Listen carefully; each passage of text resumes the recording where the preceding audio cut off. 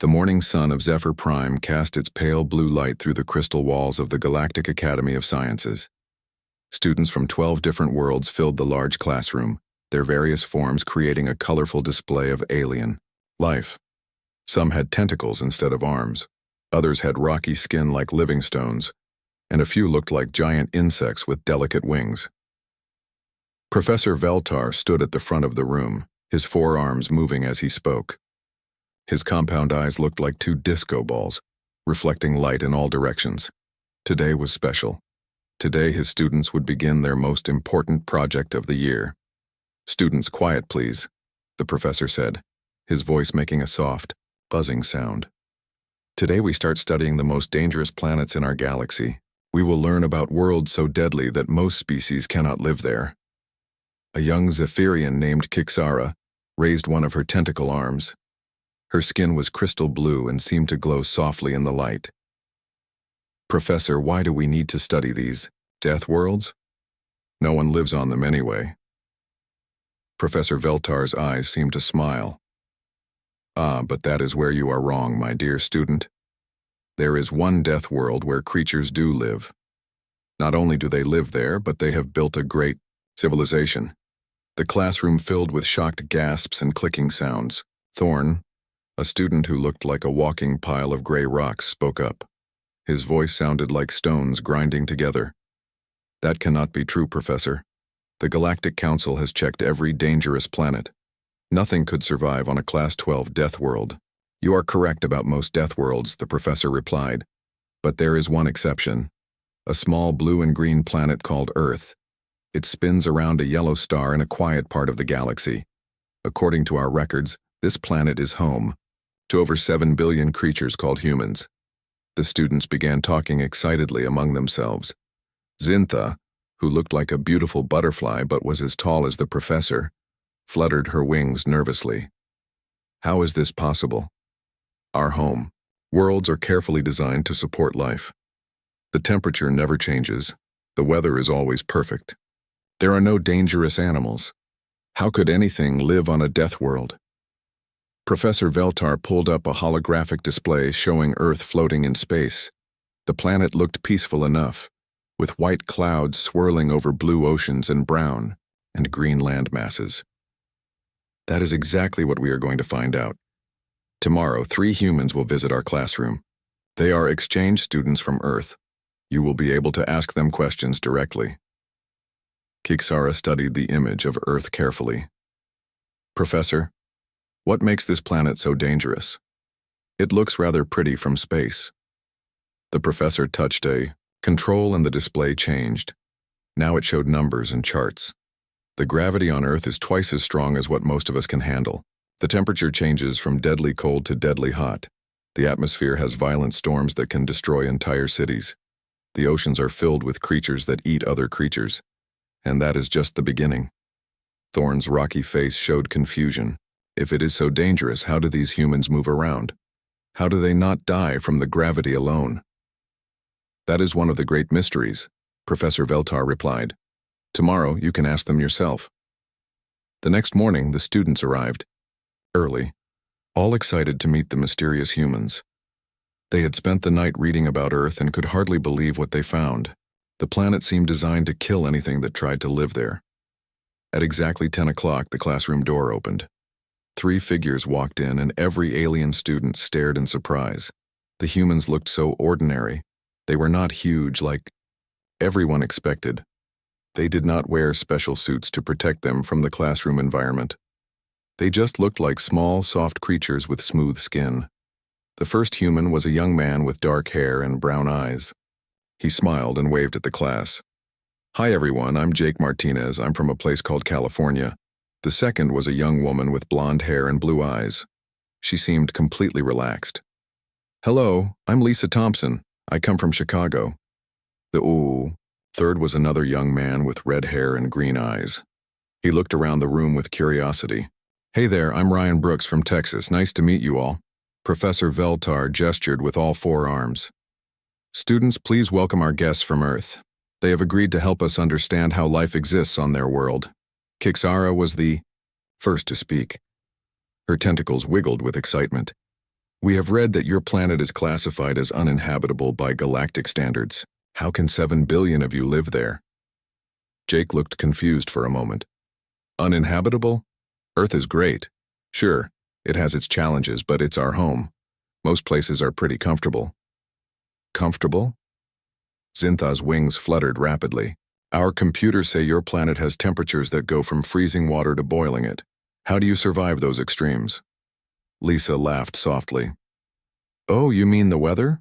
We just dress for it. In winter we wear coats, in summer we wear light clothes. It's really not that big a deal. The alien students looked at each other in shock. These humans talked about deadly temperature changes like they were nothing at all. Thorne leaned forward, his rocky body creaking. What about the gravity? Our scientists say it should crush most life forms. Ryan shrugged. The gravity? We don't really notice it. I guess we're used to it.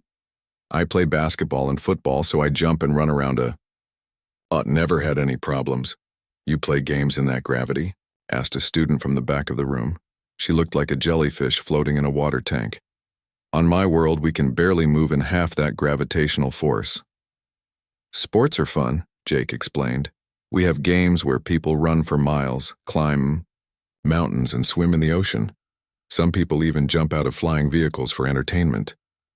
The classroom fell silent. The idea that humans did these things for fun was beyond understanding. Professor Veltar cleared his throat. Perhaps you could tell us about your planet's weather patterns? Our data shows massive atmospheric disturbances. You mean storms? Lisa asked. Yeah, we get some pretty big ones. Hurricanes, tornadoes, blizzards. They can be dangerous, but we've learned to deal with them. Deal with them? Kixara's voice was barely a whisper. These storms could destroy entire cities. Sometimes. They do, Ryan admitted. But we rebuild. That's what humans do. We adapt.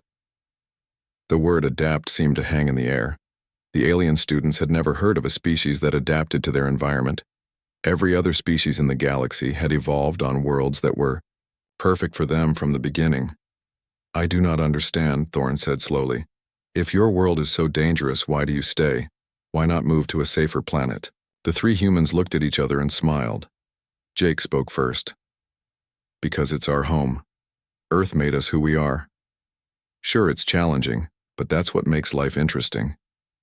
Besides, Lisa added, I don't think other planets would feel like home. Earth has everything we need. Beautiful sunsets, fresh air, the sound of rain, snow in winter, warm beaches in summer. It's perfect for us. Ryan nodded. And the challenges make us stronger. When you have to deal with storms and wild animals and changing seasons, you learn to solve problems. You learn to work together. Professor Veltar realized that his students were getting their first glimpse of something amazing. These humans did not just survive on their dangerous world. They loved it. They spoke of deadly storms and crushing gravity like they were gifts. The class ended. Kixara raised her tentacle one more time. Will you tell us more tomorrow? About the creatures that live on your world? Jake grinned. Sure thing. Wait until you hear about sharks and bears and poisonous snakes. The alien students watched the humans leave, chattering excitedly among themselves. They had no idea that sharks and bears and poisonous snakes were just the beginning of Earth's surprises. The next day, the alien students arrived at the classroom early. They had spent all night reading about Earth's weather systems, and none of them could sleep well. The data they found seemed impossible. How could any living thing survive on a planet where the air itself tried to kill you? Professor Veltar noticed his students looked tired and worried. I see you have been studying, he said with his buzzing voice. Are you ready to learn more about Earth's environment? Kixara's blue tentacles twisted nervously. Professor, we found information about something called winter. The reports say that water becomes solid and falls from the sky. How can anything live when this happens? Before the professor could answer, Jake, Lisa, and Ryan walked into the room. They looked just as relaxed as the day before, smiling and greeting everyone warmly. Good morning, Lisa said cheerfully. Ready for another day of questions? Thorne immediately spoke up. his rocky voice full of concern. Lisa, we read about winter on your world. Is it true that the temperature drops below the freezing point of water? Lisa nodded casually. Oh sure, winter can get pretty cold. Back home in Chicago, we had some really cold days this year. It got down to about 20 degrees below zero. The classroom erupted in gasps and strange alien sounds of shock. Several students moved backward in their seats. Zintha's beautiful wings started shaking uncontrollably. 20 degrees below the freezing point? She whispered. That is colder than the vacuum of space in some regions. How are you still alive? It's really not that bad, Lisa laughed. You just wear warm clothes, a good coat, hat, gloves, boots. I actually like winter. Ice skating is fun and hot chocolate tastes great when it's cold outside. Ryan stepped forward. If you think that's cold, you should visit my cousin in Alaska. Last winter it hit 50 below zero there. The whole family went skiing that weekend. The alien students looked at each other in horror. Professor Veltar quickly pulled up his holographic display showing temperature readings from Earth. The numbers made several students gasp audibly. These temperatures would freeze the blood in our bodies, said a student who looked like a walking crystal formation. Yet you say you go outside and play in it. Sure, Jake replied. Winter sports are awesome. Skiing, snowboarding, ice hockey, sledding. Some of my best memories are from cold winter days. Kixara's tentacles had stopped moving entirely. But what about the other extreme? Our data shows temperatures that would boil water. Oh, you mean summer heat? Ryan grinned. Yeah, it gets pretty hot in Texas. Last summer we hit 115 degrees. My family had a barbecue that day. You cooked food outside when the temperature was hot enough to boil water? Thorne asked, his rocky face showing complete confusion. We cook food outside all the time, Jake explained. It's called grilling. Actually, we do it in winter too. My dad grilled burgers in a snowstorm last month. The concept that humans would willingly go outside in weather that could kill other species and then cook food as a fun activity was beyond the understanding of every alien in the room. Professor Veltar decided to show his students more data. The holographic display filled with images of Earth's weather patterns. Massive spiral storms appeared, spinning over the oceans like giant wheels of destruction. These are called hurricanes, the professor explained. The winds can reach over 200 miles per hour. The storms can be larger than some of our smaller planets. Lisa looked at the display with interest. Oh wow, that looks like Hurricane Maria. That was a big one. I remember watching it on the news. You watched it? Zintha's voice was barely audible. From where? From my living room, Lisa replied. We get pretty good storm coverage on television. It's actually kind of exciting to watch as long as you're somewhere safe. Ryan nodded. Last year, Hurricane Patricia hit near where my grandparents live. They just boarded up their windows and waited it out. Grandma made cookies during the storm. The alien students sat in stunned silence. The idea that humans would bake cookies while a planet-destroying storm raged outside was incomprehensible. What happens to your cities when these storms hit? Asked a student who resembled a large friendly mushroom. Sometimes they get damaged, Jake admitted, but we rebuild them. Usually better than before. Humans are pretty good at learning from experience. Professor Veltar changed the display to show tornadoes.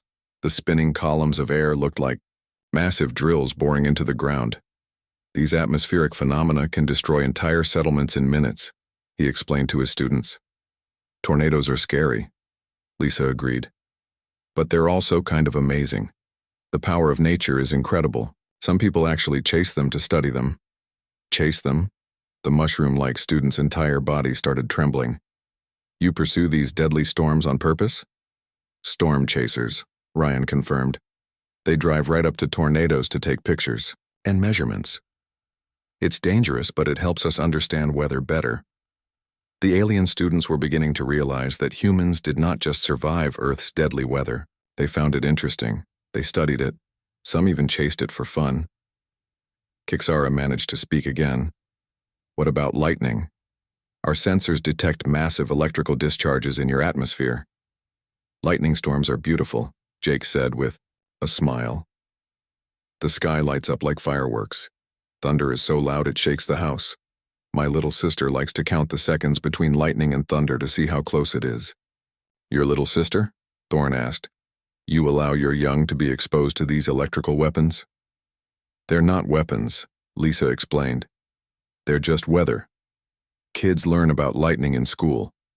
We teach them to be safe, but we don't hide from storms. Professor Veltar pulled up images of blizzards with snow piling higher than buildings and wind making it impossible to see. These snowstorms can bury entire cities, he told his students. Snow days are the best, Ryan said happily. When I was little, school would get canceled and we'd go sledding and build snowmen. My mom would make soup and we'd sit by the fireplace. The idea that humans turned deadly weather into family fun time was shocking to every alien in the room. Do you not have safe places to live? Asked the crystal student. Surely some parts of your world have better weather. Every place has different weather, Jake explained. Some places are hot and dry, others are cold and wet. Some have lots of storms, others have earthquakes or volcanoes. But people live everywhere. Humans adapt to whatever the local weather brings. Adapt. Professor Veltar repeated the word slowly. This word keeps appearing when you describe your species. It's what we do, Lisa said simply. If it's cold, we make warm clothes. If it's hot, we find ways to stay cool. If there are storms, we build stronger houses. Every challenge has a solution. Zintha's wings had stopped shaking, but her voice was still full of wonder. On my world, the temperature never changes. Every day is exactly the same. We cannot imagine living with such uncertainty. But that's what makes life interesting, Ryan replied. Every day is different. Every season brings new things to do. Spring has flowers and rain. Summer has swimming and camping. Fall has beautiful colored leaves. Winter has snow and cozy fires. I wouldn't want it any other way. The alien students looked at each other, trying to process what they were hearing. These humans not only survived weather that would kill most galactic species, but they enjoyed it. They celebrated it. They built their entire culture around adapting to conditions that changed constantly. As the class ended, Professor Veltar announced tomorrow's topic. Next, we will discuss the living creatures that share Earth with humans. Jake grinned as they prepared to leave. Wait until you hear about the really dangerous stuff. Weather is nothing compared to some of the animals we live with. The alien students watched them go, each wondering what could possibly be more dangerous than the killer weather they had just learned about. The third day arrived with unusual quiet in the classroom. The alien students had spent another sleepless night researching Earth, this time focusing on the creatures that lived there. What they found in the galactic database made them question whether the humans were telling the truth about their planet. Professor Veltar noticed his students looked even more worried than before. Some were sitting further apart than usual, as if they expected something dangerous to appear at any moment. Students, the professor began, I can see you have been studying Earth's biological life forms. Are you prepared for today's discussion? Kixara's blue tentacles were wrapped tightly around herself. Professor, the database must be wrong. It says Earth has creatures that exist only to kill and eat other creatures. Surely this cannot be true. Before anyone could answer, Jake, Lisa, and Ryan entered the classroom. They looked as cheerful as always, completely unaware of the terror they were about to unleash on their alien audience. Good morning, everyone, Jake said with his usual smile. Ready to learn about Earth's wildlife? Thorn spoke immediately, his rocky voice full of concern. Jake, we found information about creatures called sharks. The data says they are killing machines with rows of sharp teeth. Please tell us this is not real. Lisa looked surprised. Sharks? Oh, sure, they're real. Great whites can grow up to 20 feet long. They're amazing predators. I went shark cage diving in South Africa last year. It was incredible. The classroom fell completely silent. Several students moved their chairs backward. You went into the water with these killing machines? Zintha whispered, her beautiful wings trembling. On purpose? Well, I was in a protective cage, Lisa explained. But yeah, being that close to a great white shark was one of the best experiences of my life. They're such powerful, graceful creatures. Ryan stepped forward. Sharks aren't even the most dangerous things in the ocean. You've got to watch out for box jellyfish, blue-ringed octopus, and cone snails. Those little guys can kill you in minutes. The alien students stared at him in horror. Professor Veltar quickly pulled up his holographic display, showing images of Earth's ocean predators. The great white shark appeared first, its massive jaws filled with razor-sharp teeth. This creature can bite with the force of 18,000 pounds per square inch, the professor read from his data. It can smell blood from miles away. They're not really interested in eating people, Jake said casually. Most shark attacks are just cases of mistaken identity. They think we're seals or something. Most attacks? The crystal student's voice cracked. You mean there are multiple attacks? Maybe 50 or 60 worldwide each year, Lisa replied. It's really not that many when you think about how many people swim in the ocean. The concept that humans would enter water containing creatures that might eat them and consider 50 attacks per year as not that many was beyond the understanding of every alien present. Professor Veltar changed the display to show land animals. A massive brown bear appeared, standing on its back legs and showing enormous claws. According to our data, these creatures can weigh over 800 pounds and run faster than your human vehicles, he said. Bears are awesome, Ryan grinned. I see them all the time when I go camping. You just have to be smart about food. Storage and make noise when you're hiking so you don't surprise them. You go into their territory for recreation? Asked the mushroom-like student, his entire body shaking. National parks are great for camping, Jake explained. Bears, wolves, mountain lions. It's exciting to see wildlife in their natural habitat. Mountain lions? Kixara's tentacles had turned a darker shade of blue. What are those? Lisa pulled out her phone and showed them a picture. Big cats. They're beautiful. This one wandered into my neighbor's backyard last month. Animal control had to come move it back to the mountains. The image showed a sleek, powerful predator with muscles clearly designed for killing. The alien students couldn't believe humans lived so close to such creatures that the animals occasionally visited their homes. What about poisonous creatures? Thorne asked. The database mentions snakes that inject deadly toxins. Venomous, Ryan corrected. Yeah, we have rattlesnakes, copperheads, coral snakes. Australia has some really interesting ones. The inland, taipan can kill 100 people with one bite. Professor Veltar displayed images of various snakes, their fangs dripping with venom. Yet humans continue to live in areas with these creatures? He asked. Sure, Jake replied. You just learn to identify them and avoid them. Most snakes don't want to bother you anyway. They're more afraid of us than we are of them. The idea that creatures capable of killing 100 people would be afraid of humans was incomprehensible to the alien students. What about spiders? Zintha asked, though she seemed afraid to hear the answer. Lisa brightened up. Oh, I love spiders. They eat mosquitoes and flies, though some of the big ones can be dangerous. Black widows, brown recluses. Australia has funnel web spiders that are pretty aggressive. The display showed a massive spider with long, hairy legs and fangs that looked like needles. This creature's bite can kill in 15 minutes, Professor Veltar read. Yeah, but anti-venoms work really well now, Ryan said. Medical science has come a long way. Most spider bites aren't fatal anymore. The alien students were beginning to realize that not only did humans live with deadly creatures, but they had developed ways to survive attacks from them. Are there any safe animals on your world? Asked a student who looked like a friendly jellyfish.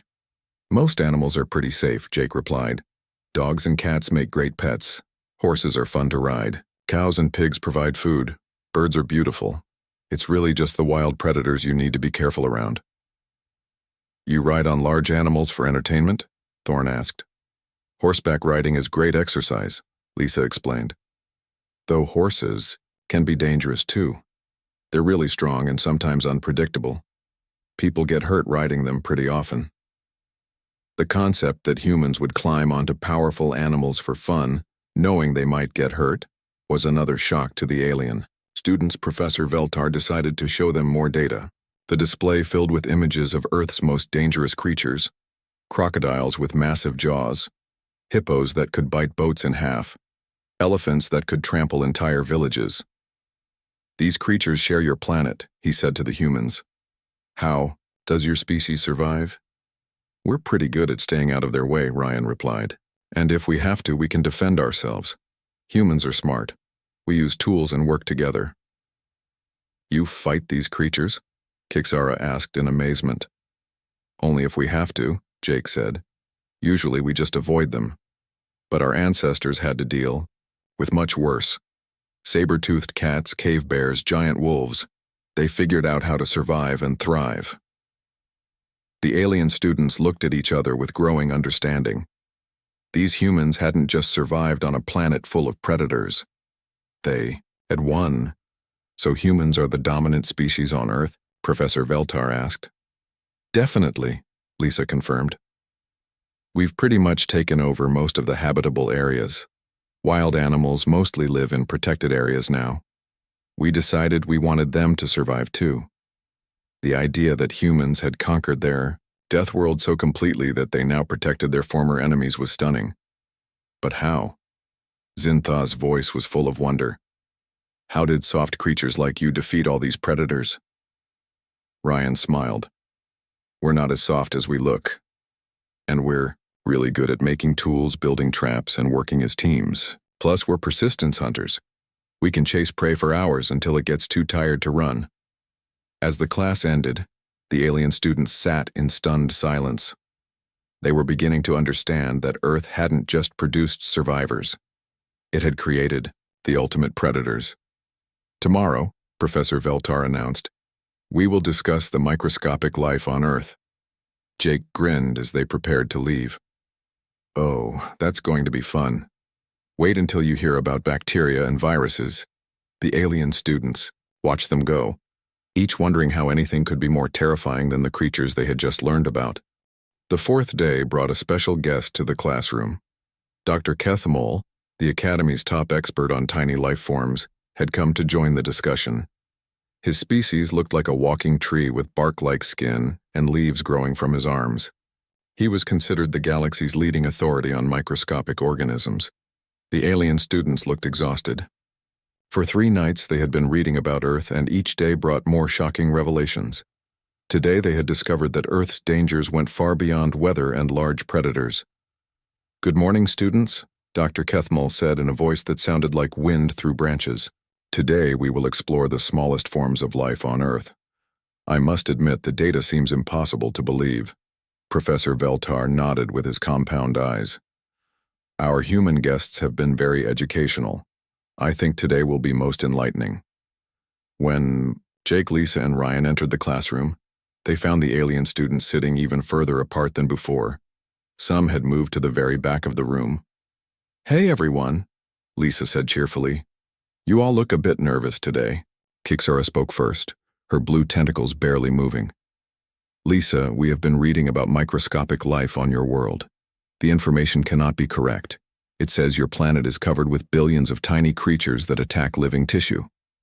Oh, you mean bacteria and viruses, Jake replied casually. Yeah, they're everywhere, on every surface, in the air and the water, even inside our bodies. The classroom erupted in horrified gasps and alien sounds of distress. Several students moved their chairs even further back. Inside your bodies? Dr. Kethmol's leafy arms shook with shock.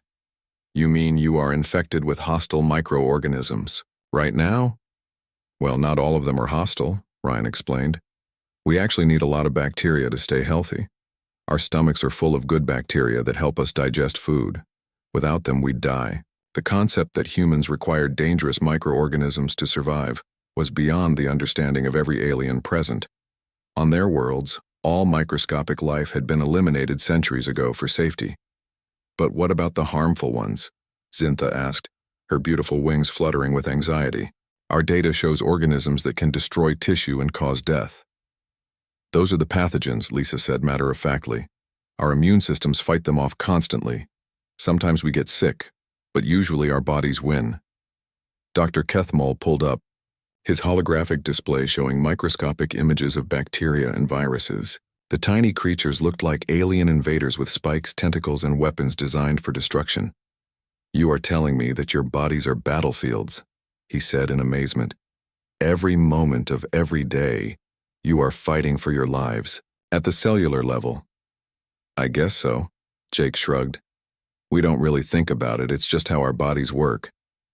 Do you not fear these microscopic enemies? Asked the crystal student, whose entire body was now dim with worry. Not really, Ryan replied. We've learned to deal with them. Soap and water kill most bacteria. We have vaccines to prevent diseases. Antibiotics can cure infections.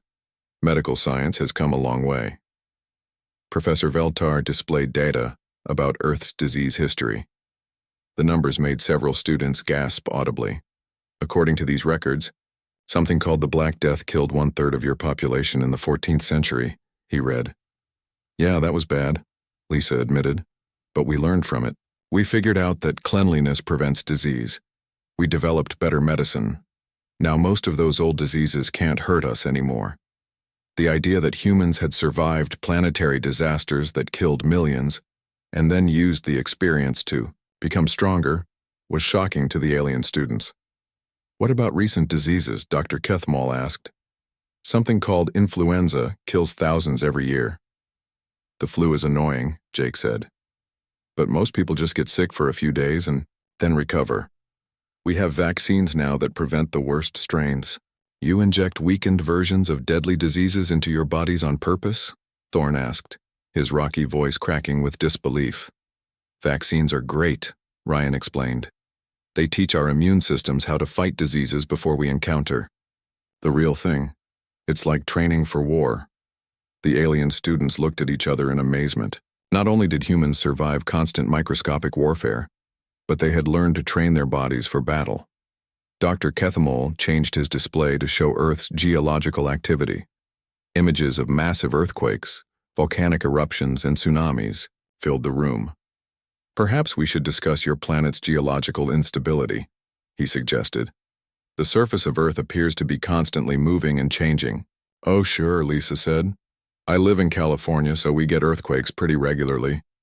You just learn to secure your furniture and have emergency supplies ready. You choose to live in an area where the ground shakes violently? Asked the mushroom-like student. California is beautiful, Lisa replied. Great weather, nice beaches, mountains for skiing. A little earthquake now and then is worth it. The display showed footage of massive volcanic eruptions, with lava and ash destroying everything in their path. These volcanic events can bury entire cities, Professor Veltar observed. Yeah, Pompeii was pretty terrible, Jake acknowledged, but that was almost 2,000 years ago. We're much better at predicting eruptions now. Usually people have time to evacuate. Usually. Kixara's tentacles had turned almost white. You mean sometimes they do not?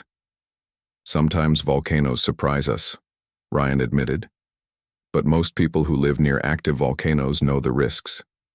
They choose to stay because the soil is really fertile for farming. The concept that humans would live next to mountains that could explode and kill them, just because the soil was good for growing food, was incomprehensible to the alien students. Dr. Kethmal showed images of tsunamis, massive walls of water destroying coastal cities. These tidal waves can travel at the speed of aircraft, he said. They can reach heights of over 100 feet. Tsunamis are scary, Lisa agreed. The one in Japan in 2011 was terrible, but coastal communities have early warning systems. Now, when there's an earthquake in the ocean, sirens go off and people head for higher ground. And they return to live in the same dangerous areas afterward? Zintha asked. Where else would they go? Jake replied. The ocean provides food and transportation. Ports are important for trade.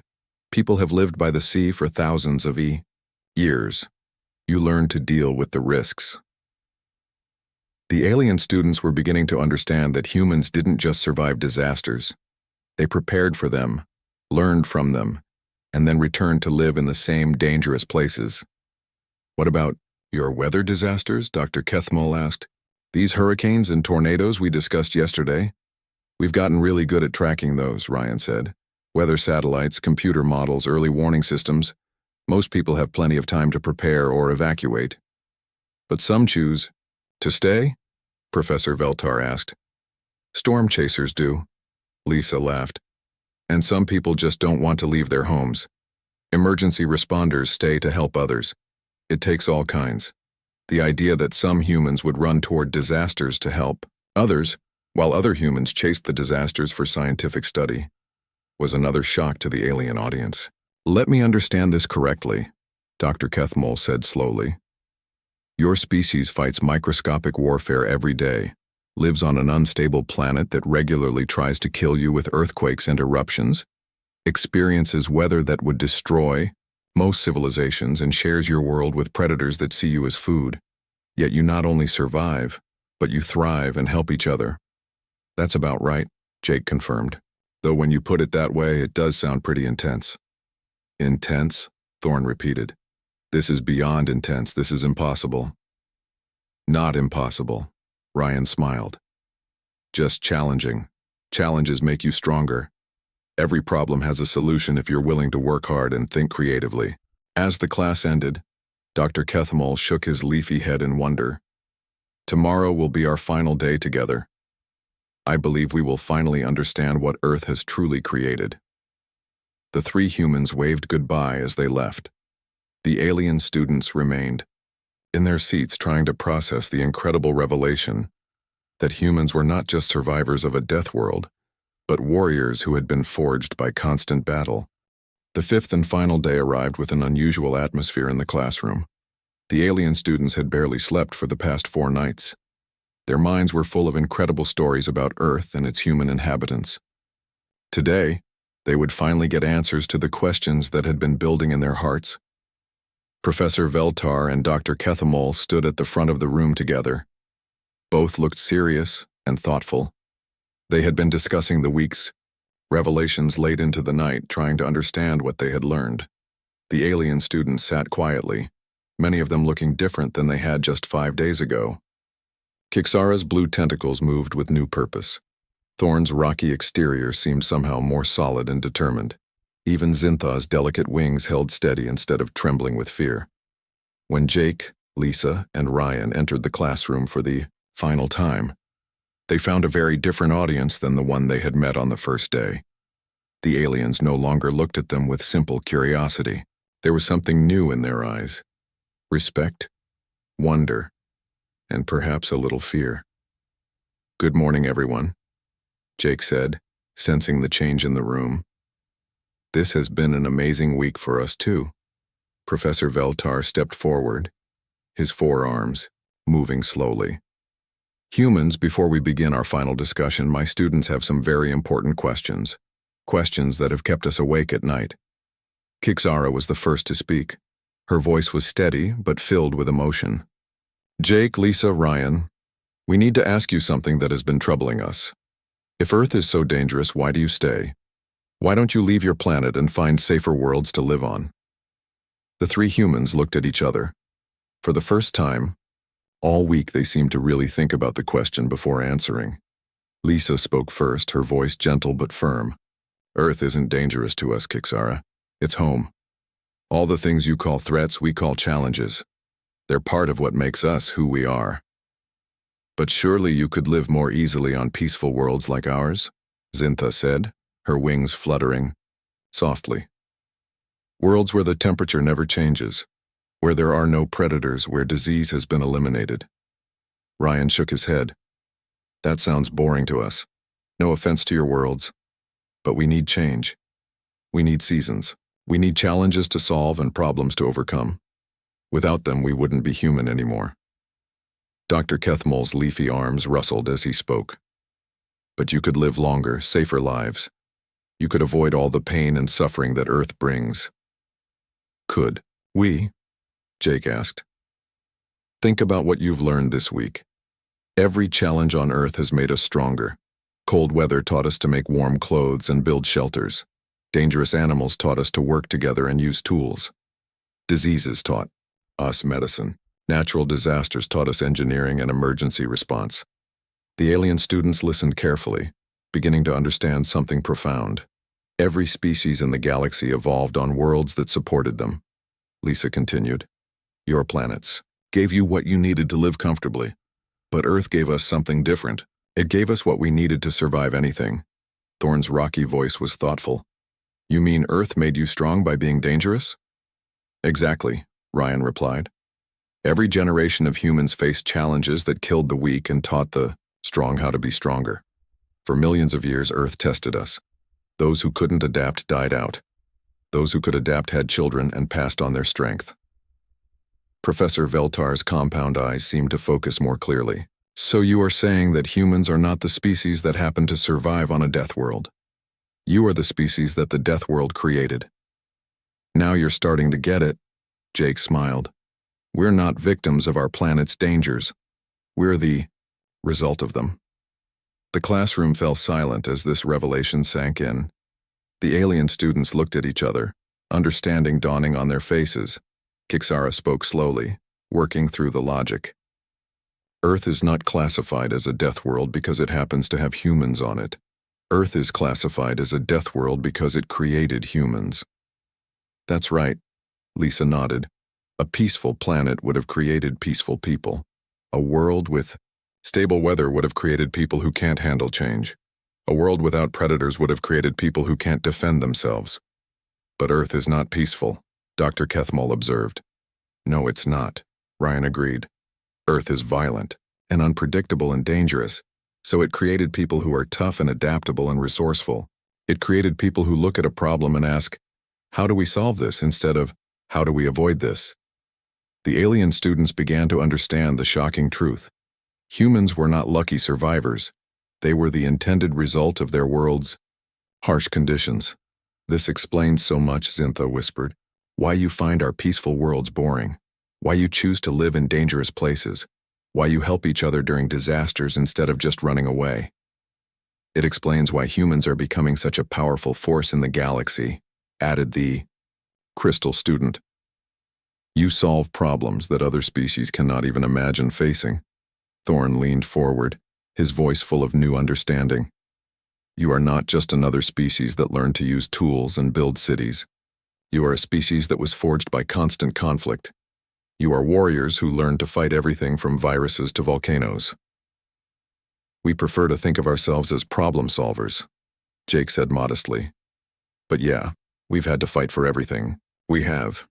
Professor Veltar pulled up a final holographic display. It showed Earth floating in space, but now the swirling storms and volcanic activity looked different to everyone in the room. Instead of chaotic destruction, they looked like a cosmic forge creating something incredible. Let me see if I understand correctly, the professor said. Other species in the galaxy were given paradise worlds that met all their needs.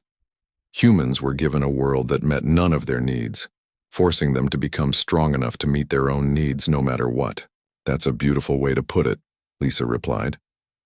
Earth didn't give us safety. It gave us the strength to create our own safety. It didn't give us comfort. It gave us the ability to make ourselves comfortable anywhere. It didn't give us peace, Ryan added. It gave us the courage to face any conflict and the wisdom to know when fighting is necessary and when cooperation works better. Dr. Kethmol's leaves rustled with amazement. You have just explained why humans are so successful in galactic society. You are not trying to find worlds that are safe for you. You are making worlds safe for everyone. The alien students nodded, in understanding. They had seen reports of human colonies bringing technology and aid to struggling worlds across the galaxy. We don't conquest other planets, Jake explained. We help them solve their problems. A species that learned to survive. Earth's challenges can help others survive their own challenges. Kixara's tentacles glowed brighter than they had all week. So when humans spread across the galaxy, you are not invading. You are sharing the strength that Earth gave you. We're sharing what we learned, Lisa confirmed. Every world has its problems. We've just had more practice solving problems than most species. As the final class ended, the alien students stood up one by one. They looked at Jake, Lisa, and Ryan with new eyes. These were not just friendly visitors from a distant world. These were representatives of something the galaxy had never seen before. Thank you, Professor Veltar said formally. You have taught us that Earth is not a death world despite having humans. Earth is a forge world that created humans to be the galaxy's problem solvers. The three humans smiled as they prepared to leave. Thanks for having us, Ryan said. It's been fun seeing our world through your eyes. As they walked out of the classroom, the alien students remained standing in respectful silence.